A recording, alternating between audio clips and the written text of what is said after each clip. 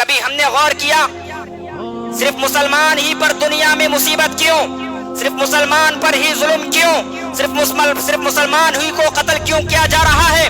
صرف مسلمان پر ظلم کیوں کیا جا رہا ہے؟ حالانکہ قرآن مجید میں اللہ رب العالمین نے ارشاد فرمایا کنتم خیر امت اخرجت للناس تأمرون بالمعروف وتنہون عن المنکر، لوگوں تم سب سے بہتر امت ہو جو لوگوں کے لیے نکالی گئی ہو، تم لوگ نیکی کا حکم دیتے ہو اور برائی سے روکتے ہو۔ اتنی بہتر امت، اتنی زبردست امت، باوجود بھی کیوں ہم پر ظلم ہو رہا ہے؟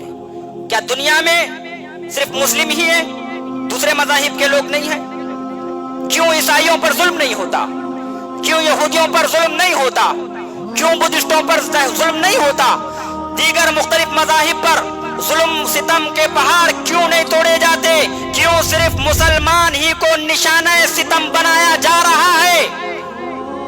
غور فرمائیں، اپنے گریبانوں میں جھانکیں اور خود سے سوال کریں، کیا حقیقی معنوں میں، یقینی معنوں میں ہم مسلمان ہیں؟ کیا ہم اللہ رب العالمین کی عبادت کرنے والے ہیں؟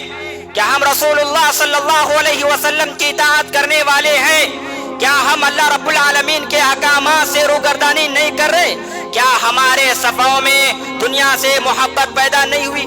کیا ہم موت سے نفرت نہیں کرنے لگے؟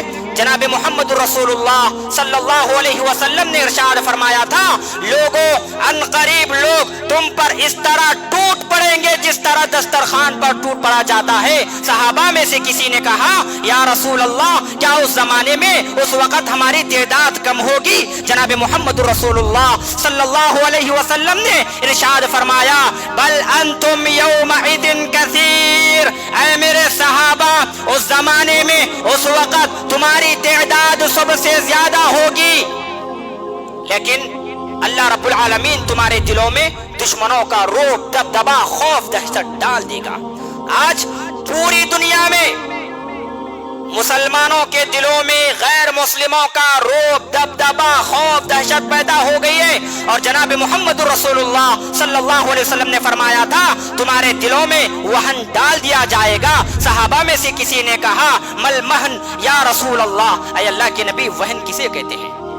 جناب محمد رسول اللہ صلی اللہ علیہ وسلم نے اس وقت فرمایا حب الدنیا و کراہیت الموت، دنیا سے محبت کرنا، دنیاوی آسائشوں سے محبت کرنا، دنیا کی عیش و عشرت سے محبت کرنا اور موت سے نفرت کرنا۔